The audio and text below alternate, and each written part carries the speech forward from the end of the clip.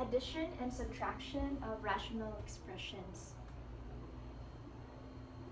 So when we are adding fractions with the same denominator, we simply add the numerators and copy the denominator.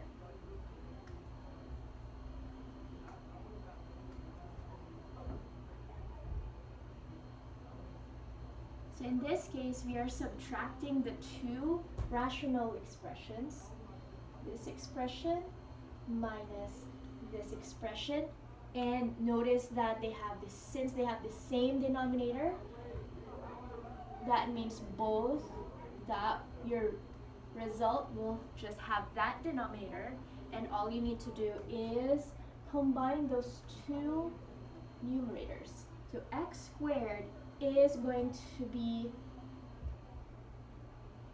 minus the quantity of, make sure you put that in parentheses since you are subtracting that whole thing, x plus 12. And then remember to distribute this minus to each term in it. So the result is going to be x squared minus x plus 12 over x minus 4. And once you have combined the numerators and added them or subtracted them, make sure you leave each numerator and denominator in factored form just in case we can still simplify it further. So you'll notice the numerator, x squared minus x plus 12, can still be factored as x minus 4 and x plus 3.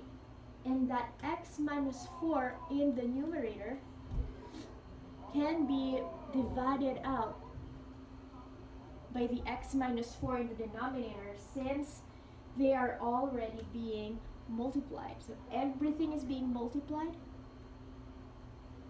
which is why we can divide this out.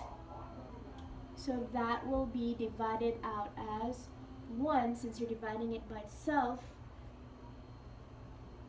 So the simplest form of the answer would be x plus 3.